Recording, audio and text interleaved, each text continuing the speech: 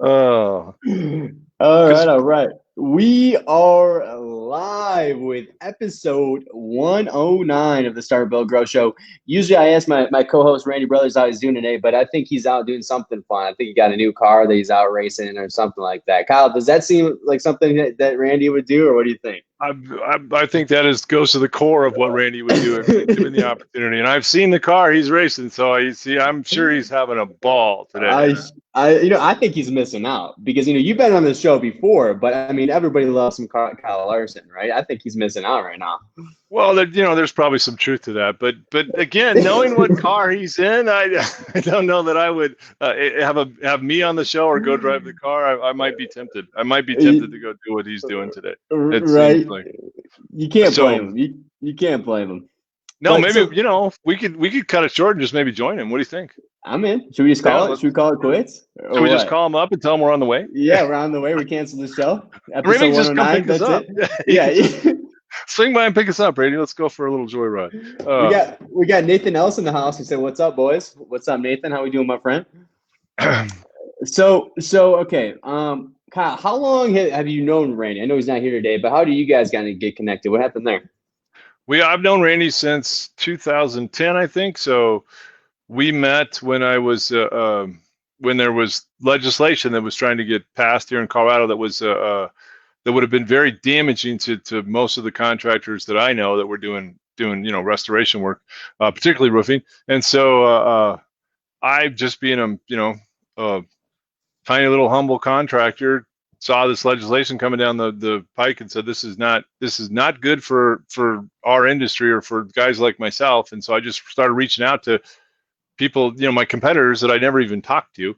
And we'd been, the day before, we'd been competing with each other for jobs, and then I was calling them up and saying, hey, have you read this? This is really bad. And one thing led to another. I'd call one, talk to him for a while, and then somebody lead me to somebody else, and somehow Randy got in that mix as well. Randy and I hit it off pretty well, and that got that bill overturned, and then worked the next year on another bill that was not good for us as well. We weren't able to get that one overturned, but we got it modified to be much more digestible by contractors. And then Mm-hmm. Randy and I have a couple years after, year and a half after that, it's 2013, I think. I don't remember the exact days. Randy and I got together and said, hey, we should start doing some stuff together. And then I helped him. He didn't have anybody that was writing supplements. He had Cody. Cody Hayes was writing his Mm-hmm. supplements. Oh, really? His business partner. Yeah, Cody didn't. Cody Yeah. didn't know a whole.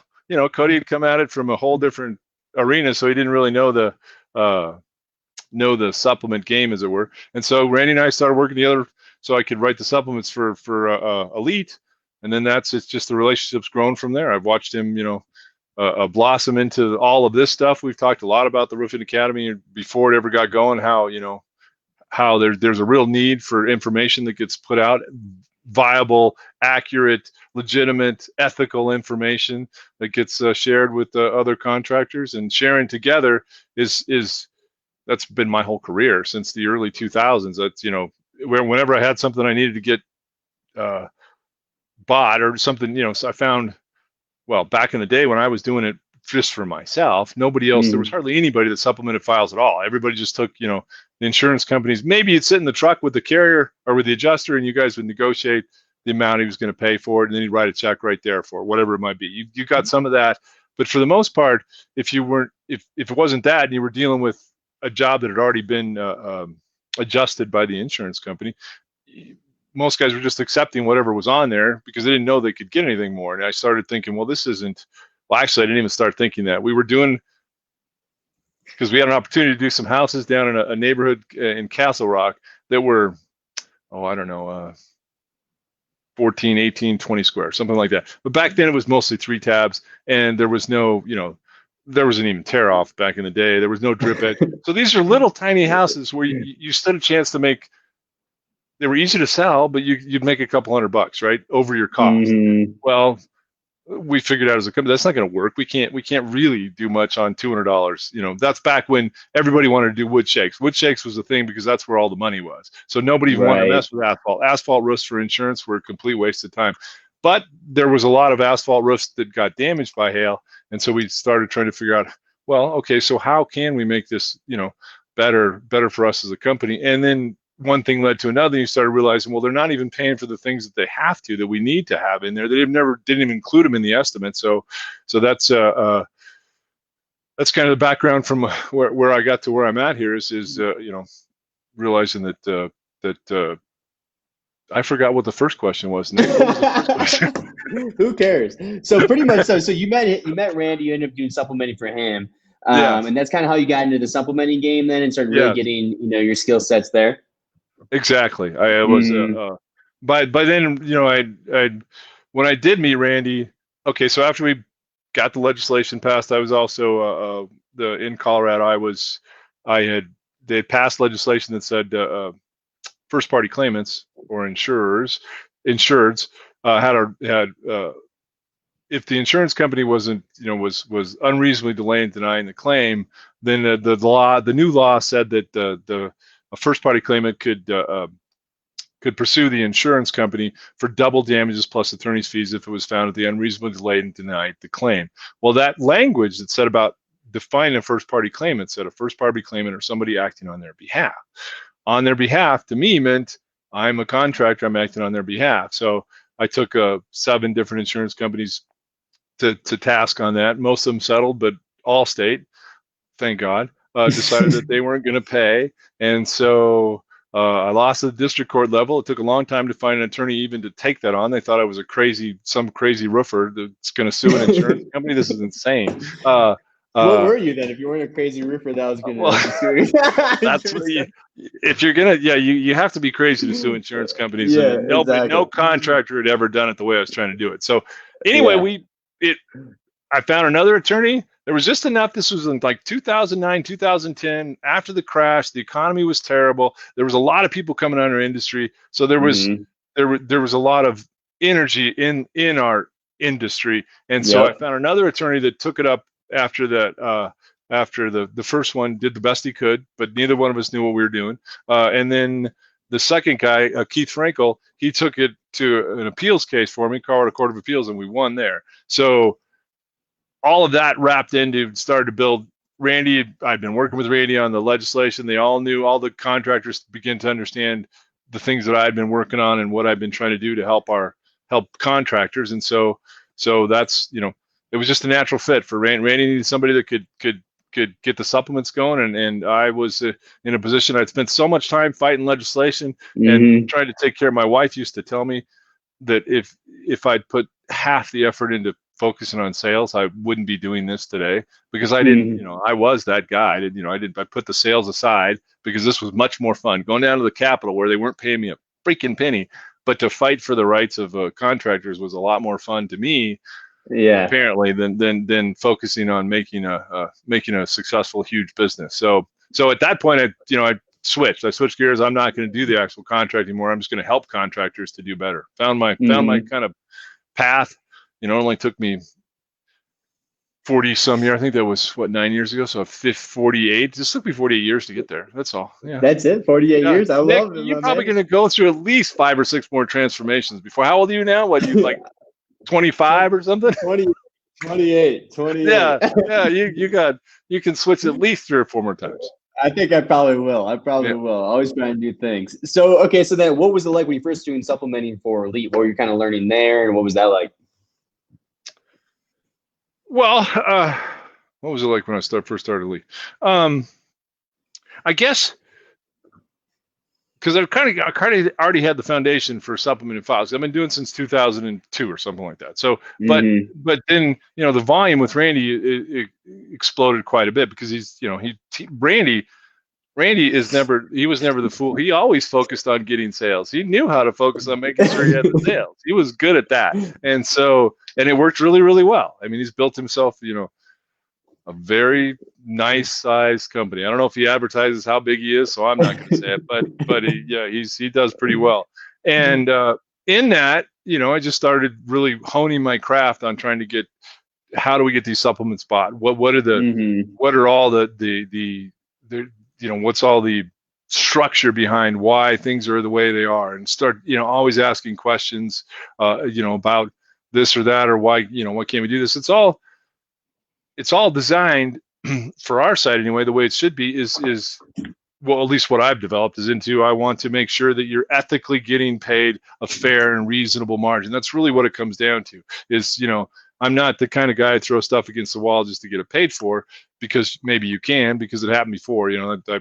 We often joke about it's like a dog, right? He got a treat from you once when he was on, came up to you on the couch, so he thinks it's going to work from then on. So I'm much more about, for several reasons, about submitting stuff that's accurate, true, and then I can defend to the death almost. I don't want anything out there that's going to be that some insurer could come back and say, well, you didn't really do that, you didn't really do this, you didn't do that.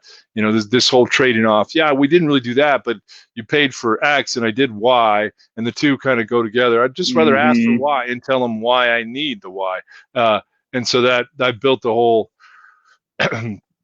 I built my whole foundation on that, on figuring out how to do that. And inside of that, so I've also, taken way, way, way too deep a dives into Xactimate to understand where they get their numbers and how that all fits together, and how you can, how I can use that tool to the best of my, ability, ethically, correctly, and accurately as well. So that again, I'm not just trying to throw a line at them. I just saw, this morning I was looking at another company that provides estimates and Xactimates for others, and it was just ridiculous. I mean, the stuff that's on there, the gross amount that it provided. Yeah, it'd be great if it ever got paid. It'd be great. It's like hitting a home run, but that's part of the. I think that's part of the problem that we have as an industry, is too many contractors. They're always chasing after that they've heard about their buddy or some other deal where you can go over social network pages. There's people bragging about how they took State Farm to the ranch for pardon the pun, that was a terrible pun too. Maybe they just took him to the cleaners. We'll leave it at that. But in any case, how they took him. But that doesn't help us. That's never has helped us. The unfortunate part, contractors, when we are dishonest and unethical, it gets magnified, especially by insurance companies. Insurance companies have done some ridiculously crappy things to millions of people.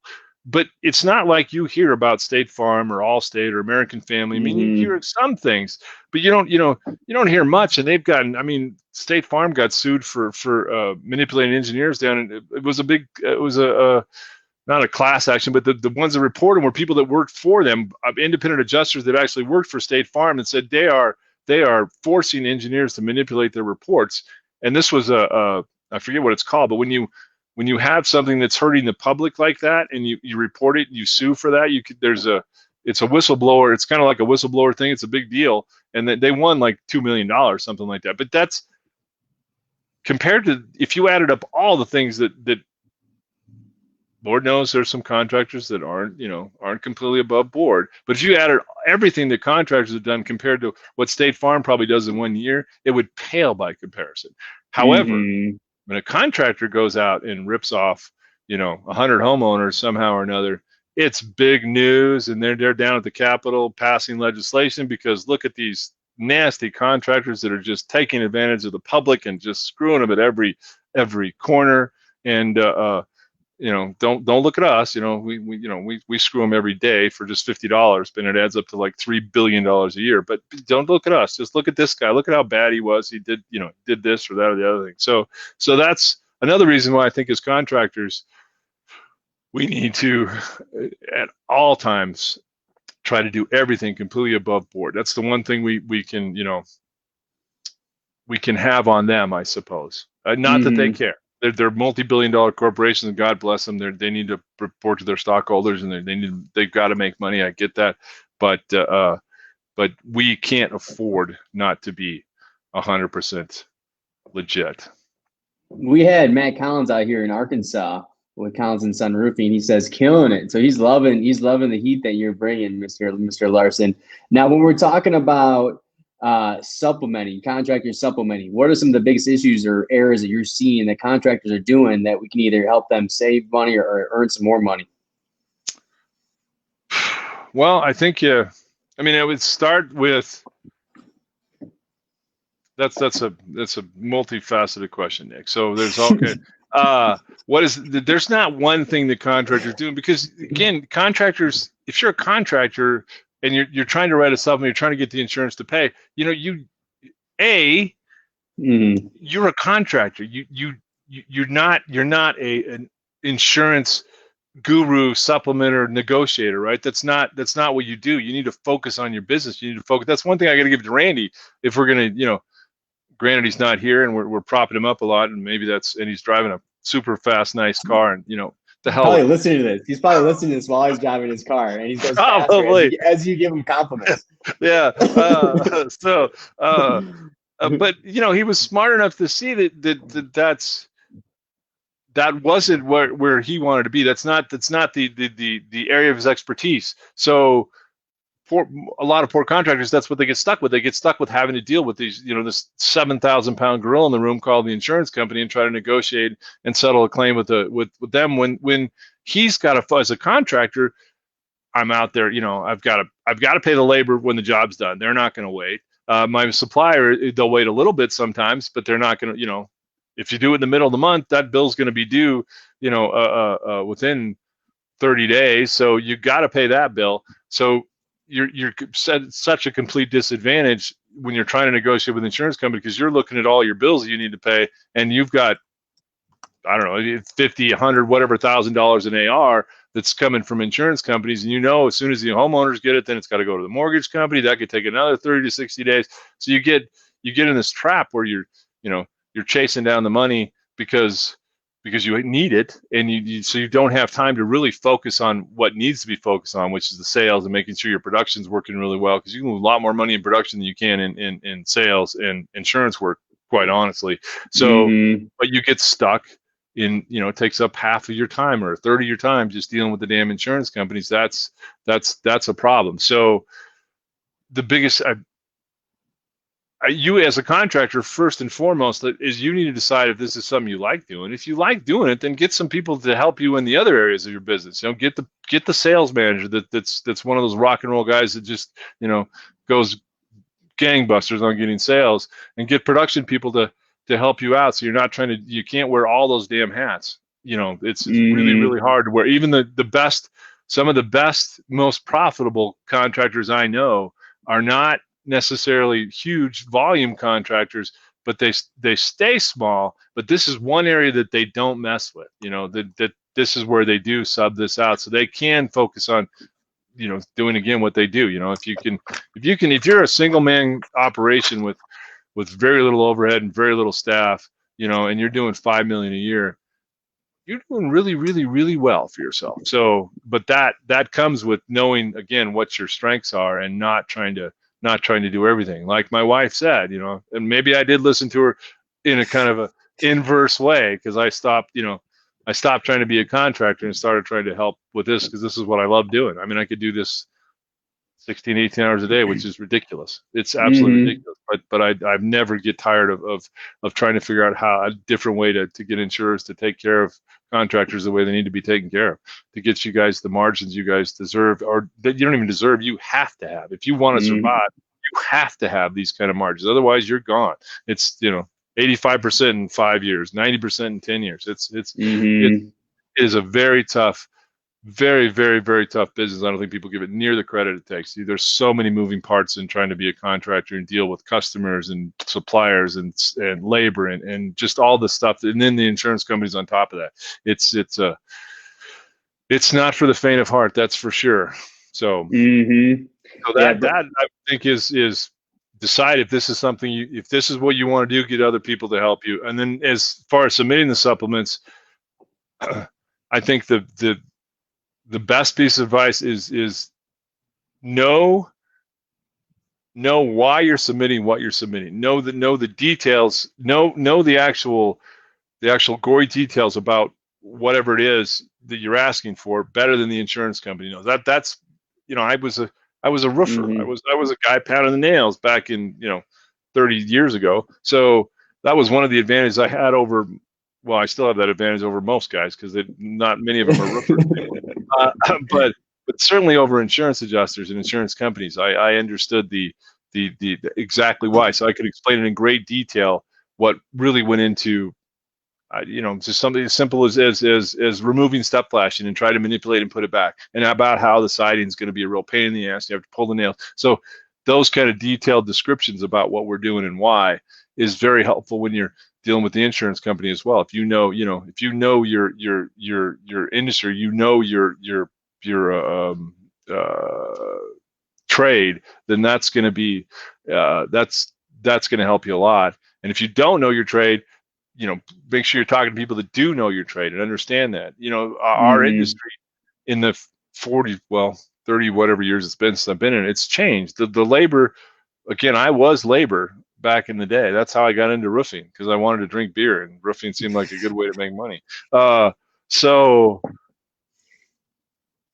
labor force is completely flip-flopped these days, but they're still, that's a great source for finding out why they're having to do what they have to do. And I think that's really important. And once you know those things, then you know how to put the estimate together in a way that makes, hopefully gets you the best you can, or gets you the line items that are legit, and you really need to get the work done.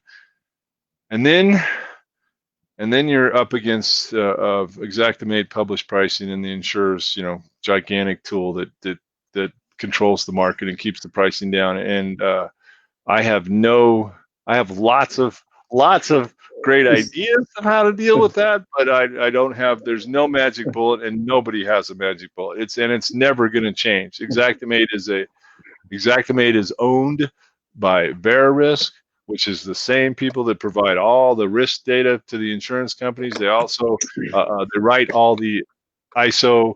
The actual contracts, the insurance policies, they're the ones that draft all those for all the insurance companies, and they also own Xactimate. In this world we live in today, where data is king, they have all the data, and so insurers, as much as contractors would love to see insurers go away from Xactimate and we could all just present hard number bids, it's never ever going to happen, because that's way valuable of a tool to them. So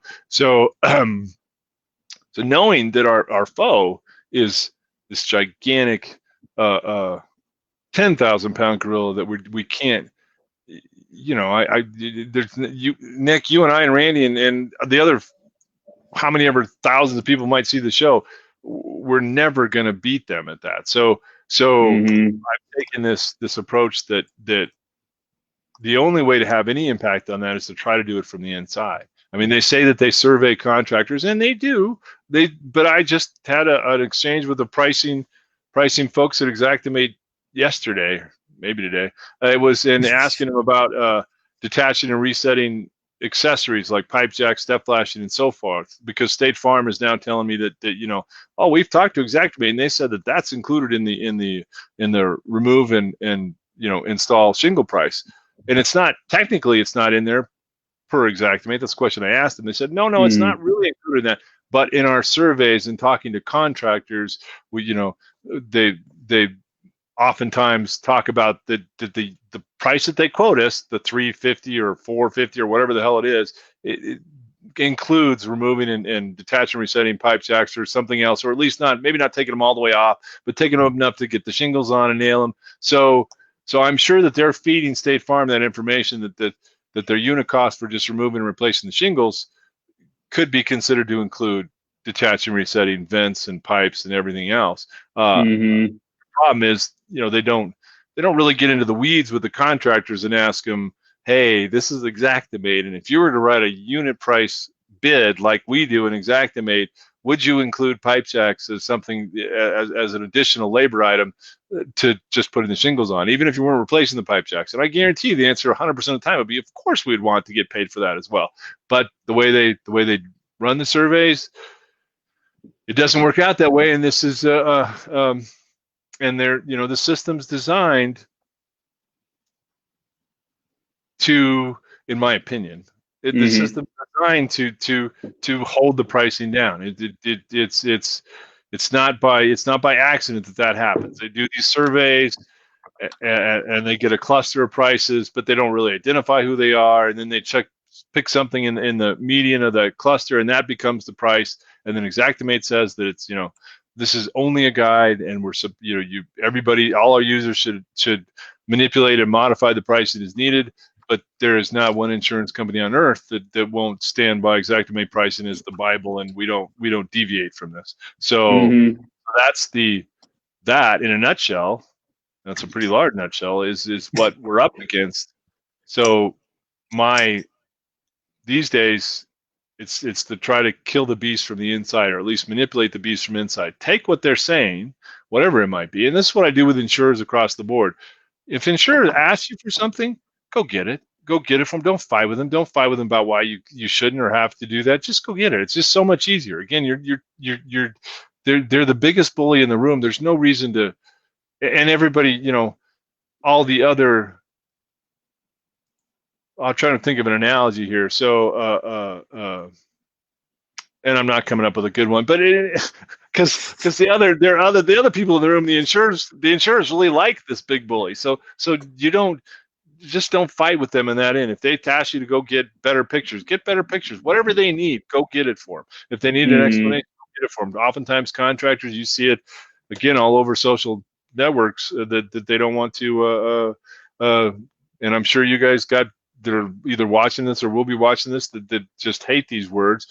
But if the insurance company asks for your cost, your invoices, give it to them. Give them whatever it is they need to get this paid. If you can't explain why you need, if your costs are $10,000 for material and labor, and you can't explain to the insurance company why you need $18,000 on top, $8,000 on top of that, then you need to go to school and figure out where you do really need to be, because that is how Xactimate's built. It's built on cost, and it's a cost plus program, more or less. So and it's got decent margins if the costs are correct.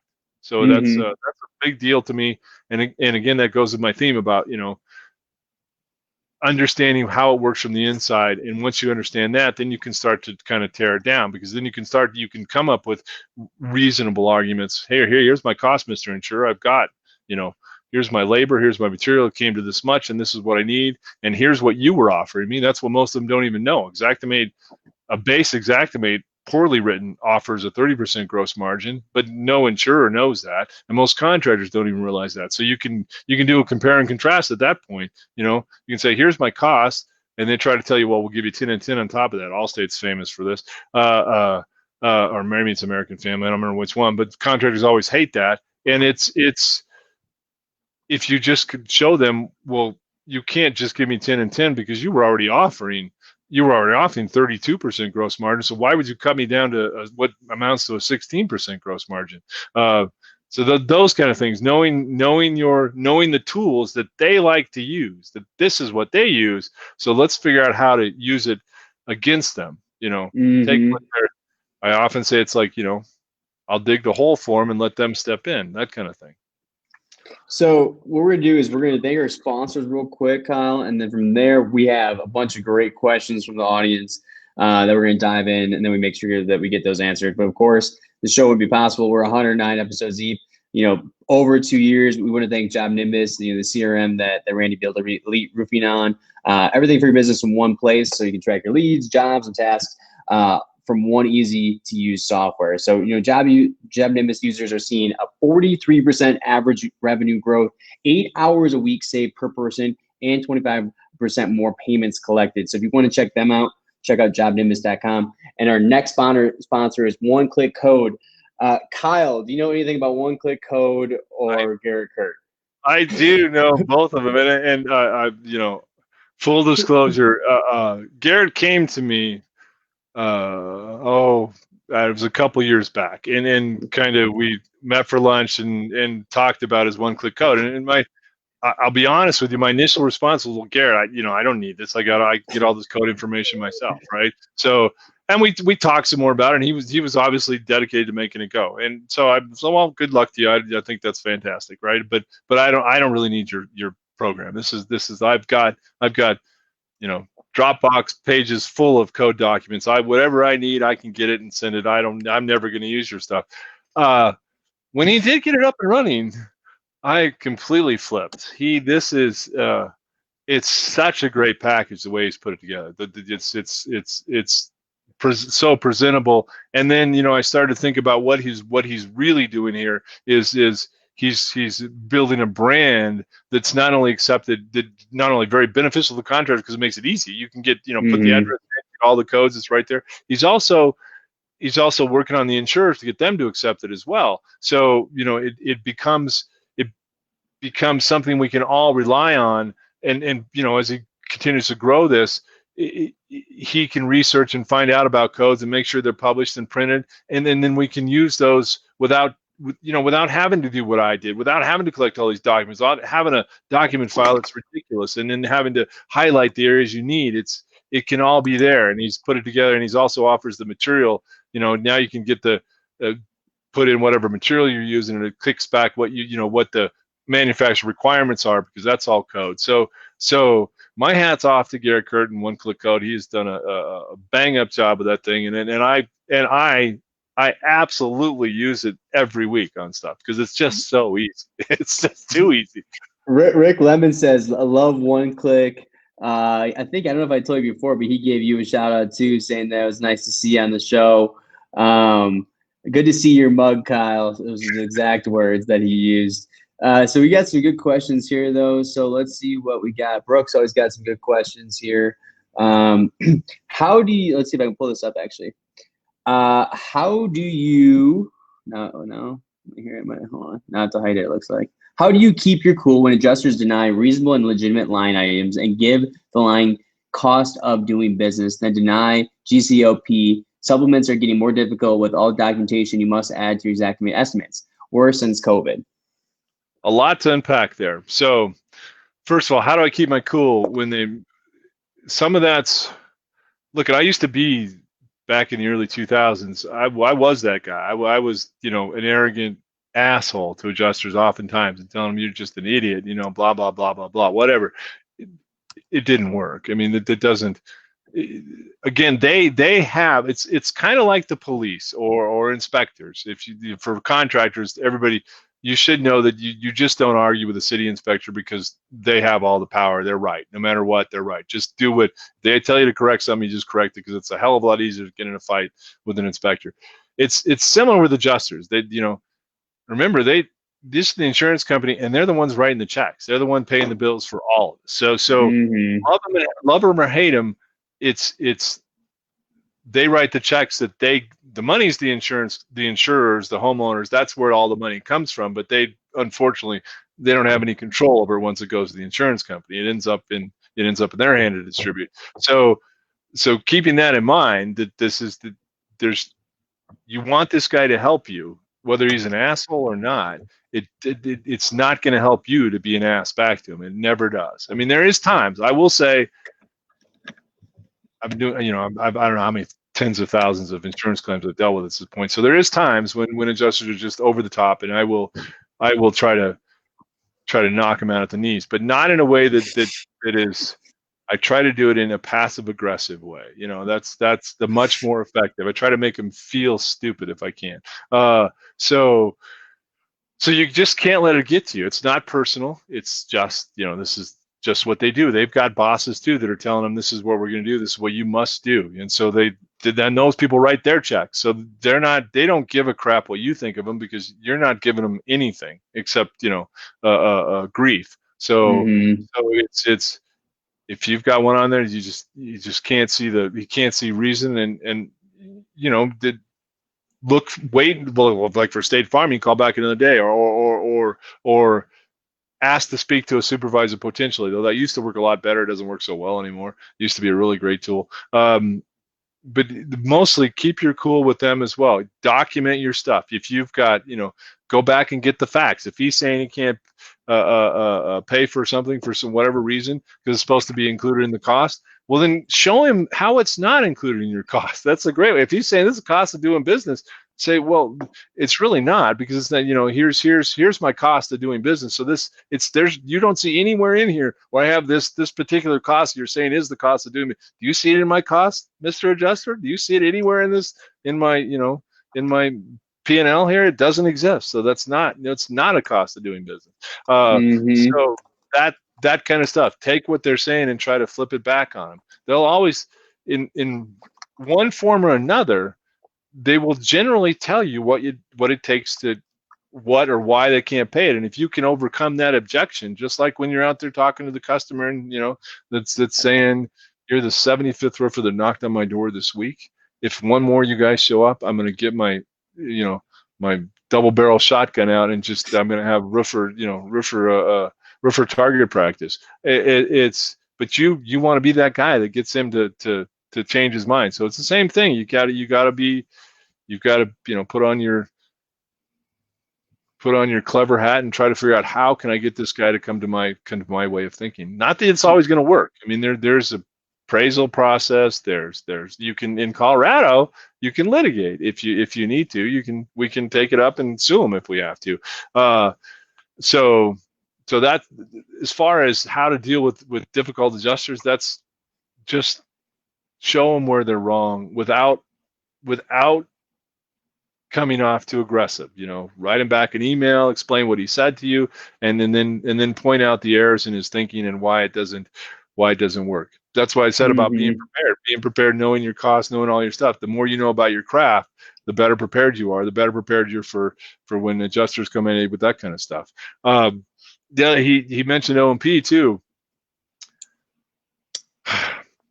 GC-O&P is a red herring. It's a trap. It's a trap for several different reasons. One, because technically GC-O&P, and I think this is what's going to happen, what's going to come to eventually, is it's supposed to be 10 and 10 on top of your cost. Whatever your costs are, your general contractor, you're supposed to pay 10 and 10. That's why contractors want the 10 and 10, because it adds to the base model of 32% gross margin. Xactimate, it turns it into 48% gross margin, which is about what they need to survive. So for contractors, GC-O&P is merely a tool to get them the fair and reasonable margin they need.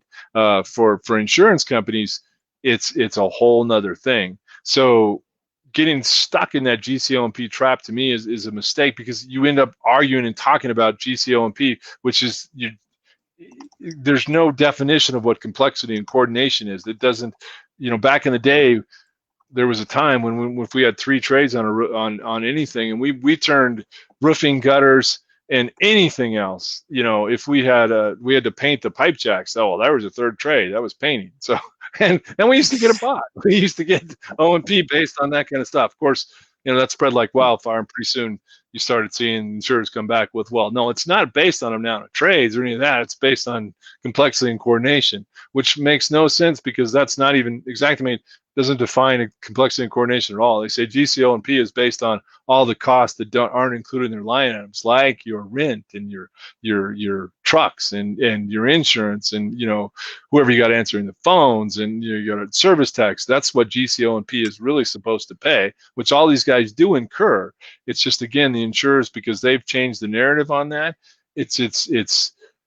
I rarely write estimates with GC-O&P anymore, and unless it's a really complicated claim, like if we have a roof and there was if you have roof, windows, gutters, siding, maybe some interior work, and who knows what else, right? Then if it gets complex enough, on commercial claims, we get complex enough, we'll add GC-O&P. But I try to write estimates that are based on costs that include the contractor's, what he needs margin wise. That's how I write estimates. I vet the contractor, find out what his costs are, find out what he needs to run a sustainable company, and then I reverse engineer that back into Xactimate and come out with a number that doesn't include O&P, but it does. Does that make sense? I mean, it's because it's not about, for contractors, it's not about, they want the O&P just because it gets them to the margin they need to be. It's not about all the things insurance companies talk about. If and I've used this example with insurers a lot. If some big general contractor that builds 50-story high rises did Mrs. Smith's shed, their costs for that day are no less. They're going to need they need the same gross revenue on that little shed as they do any other day. It doesn't change, and it's changed for obviously one of these contractors. You don't get to tell your people today, well, today State Farm's not giving us GCO&P, so you know what, you need to stay home, because you wouldn't have employees very long if that was the case. So but we're never going to win that argument. So I've decided just to get away from it, just to stay away from O&P and build it into the cost and the unit price of the Xactimate estimate, which is pretty much what Xactimate says to do anyway. Their user agreement categorically states that none of their users are supposed to completely forbid or not, not accept adjustments to the unit pricing as needed per contractor, per claim, per whatever the conditions of the job might be. But they don't, but this is Xactimate, and they want to stay in the neutral ground as much as possible. And then they're certainly not going to hold insurers' feet to the fire, because the insurers on some level, well, they don't own them, but they work collusively together for sure. So my advice again is to use whatever the insurers are putting out there, whatever they're trying to sell you, and then take it, figure out how to manipulate it, and flip it back at them so that it works out in your favor. That's the best advice I can give there. I've been doing it a long time, so it's easier for me, but I have a personality for it as well. Some guys don't. That's another question you got to ask yourself. If you're not the kind of guy that can take an adjuster being a complete idiot and refusing line items that are just as obvious to a 3-year-old that they should be on, then you probably shouldn't be the guy that's talking to the insurance company, because they're never going to change. They are huge. And if they wanted to, they've been at this a lot longer than any of us have been alive. They could have taken this process and made it a much more streamlined, much easier, much more efficient, and not had any of this crap go on. But for some reason they haven't. So they're about making money. So that this works out for them, and that's why there's no incentive for them to change and try to get qualified people that are actually going to write the right, put the right numbers in there to begin with, because it doesn't really pay off for them. This is much better for them. So knowing all those things, you've got to accept that going in, that this is kind of the field that we're playing on. It's a home field for the insurance companies. They pay all the umpires, all the fans are theirs. So we are at a complete disadvantage. We're walking in, we're down 50 points before we even get on the field. Mm-hmm. Well, all right. Well, so we have another question, Kyle, too. So I want to make sure we can answer as many as we can. So if we don't get to you, maybe we can go through it another time here. But we got Jose Herrera with New Era Roofing out here in Denver. He says, "Do you?" Hey, Jose. Oh yeah, yeah. He's at the Roofing Academy Mastermind too. Do you pre-supplement before the job is in production and post-supplement, or only post? Well, I do both. I mean, but in the perfect world, you'd pre-supplement everything, and then you'd get it settled before you ever got started, because then you're not, then you're not having to carry the insurance company at all. If you can, you're not waiting to, at least when you get the job done, you can send an invoice to be done. Unfortunately, that doesn't, oftentimes it doesn't work out, because you got customers that aren't going to wait for the insurance company to come around, and they want to get their job done. And if you're not going to do it, then Jack's Roofing right next door will come here and do it tomorrow. They told me they would, so I can't. So if you don't get on it at times, you don't have time or luxury to wait for the insurance company to get things resolved. So like I said, in a perfect world, we'd pre-supplement everything. You'd never jump on a job until you knew what you were going to get paid 100%. And there's some pressure, particularly on the insurance side, to, if you want to do appraisal, there's certain insurers that are no longer willing to go to appraisal after the job's completed. So that's a problem that you have to consider whenever you're jumping into something. If you're thinking you might need an appraisal, you want to get that all worked out before you ever even start on the job. So this is a question that you've got to ask yourself, your company. Where do we sit? Where are our customers? What's the environment we're in? In a big storm environment where we just got hit with $2 billion worth of hail damage, there's nobody.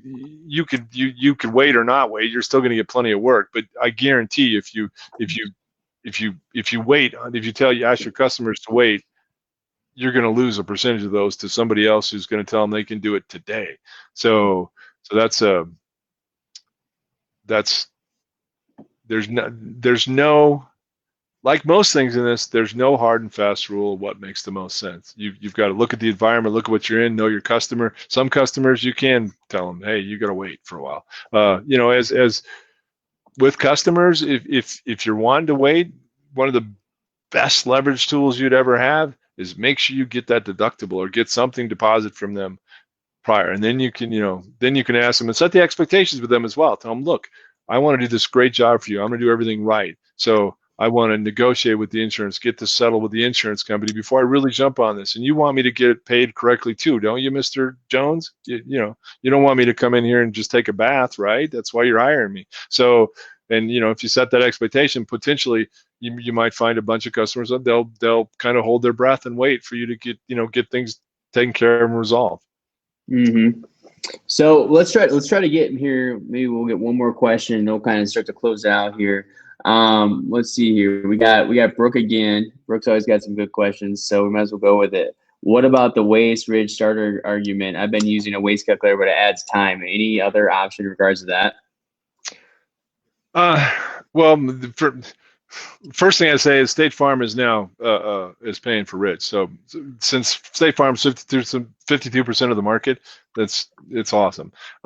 But I've always, because they've been saying that for a long time, that there's ridge cap included in the waste factor of the shingles, that you don't need ridge on top of the waste. Which, as I've said here, this goes straight to my theory. Okay, I understand you're saying the ridge cap's included. So here's my invoice that I paid for this material. Here's my 21 squares of shingles, field shingles. Here's my 3 bundles of starters. So that's another square. That gives me 22. And here's my 6 bundles of ridge, which is 2 squares. So that gets me to 24 squares.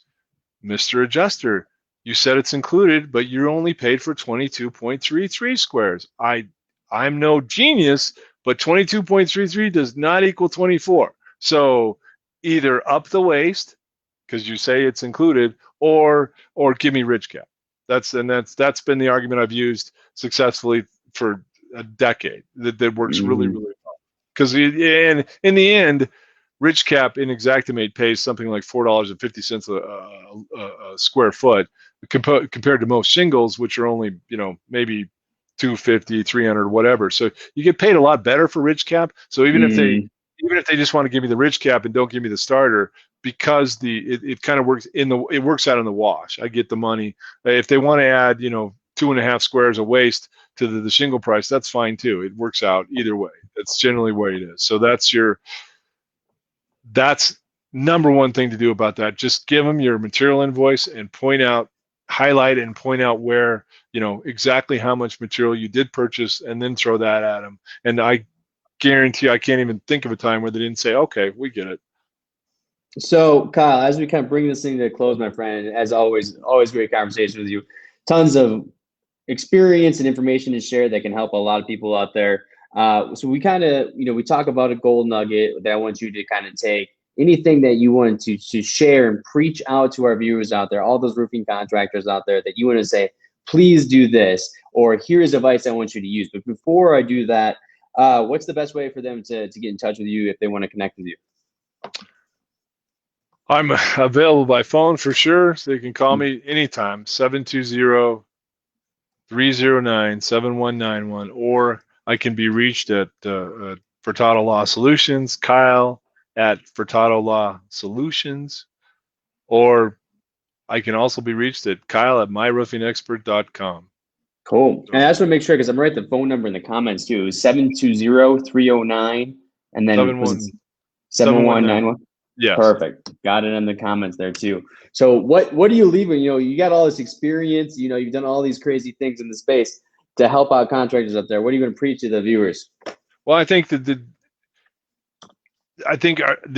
future, our industry is going to a place where insurers are going to understand cost. They're going to know what the costs are. They're going to know what your costs are, even if you won't tell them. SRS distribution is now offering, not only do they offer material, but they'll give you, through Labor Connect, they'll give you a crew and what the cost of labor is for whatever job you might be doing. Well, that's so it's public information more or less at that point. An insurance company could sign up for their their system and get that information as well. So the biggest nugget that I think all of us need to focus on is that is what's going to happen. So they're going to know our cost, and if we allow the insurers to know our cost and just add on the O&P, and that becomes the market, which is what MRP programs and stuff will do, then we're all out of business. It doesn't matter anymore. So this is self-serving as well as serving for the contractors. I think you've got to start to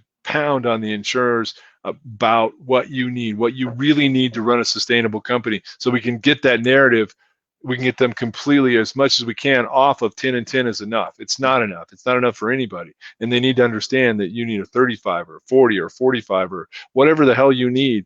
They need to know that, and they need to hear it from you, whether if it's just getting that in their ear, just get it in their ear, and maybe then go back to negotiating the Xactimate as it was. Let them know that stuff, so they have to hear it. This is I've been at this a long time, and nothing happens fast with insurance companies. But if you're playing the long game over time, just like Hip and Ridge with State Farm, contractors have been bitching at them for 10 years about this, and they've just switched. That's the way it is. It's you don't think you're having an impact, but I've talked to thousands of adjusters, and I've said some of the same stuff, and I'm sure that little nugget of whatever I've said, and said it over and over again, they've heard it from me, and they tell me that. I don't need to hear that again, Kyle. That kind of stuff, it spreads.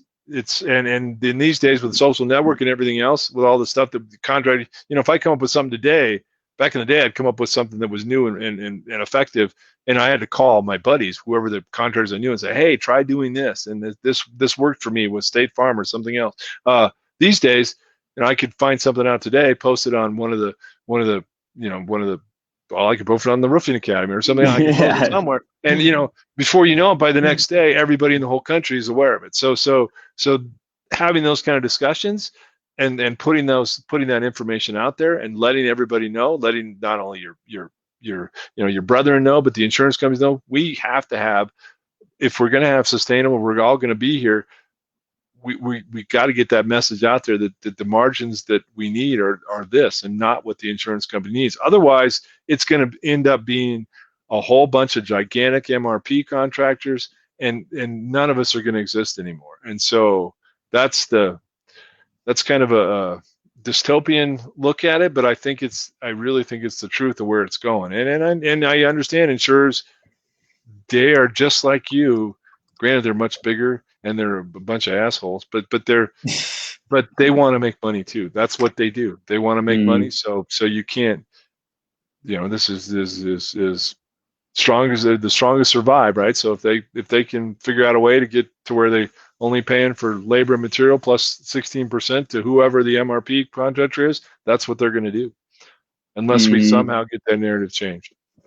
Well, Kyle, always a pleasure, my friend. Always great talking to you. Thanks for sharing your wisdom, my friend, in episode 109 of the Start Build Grow Show.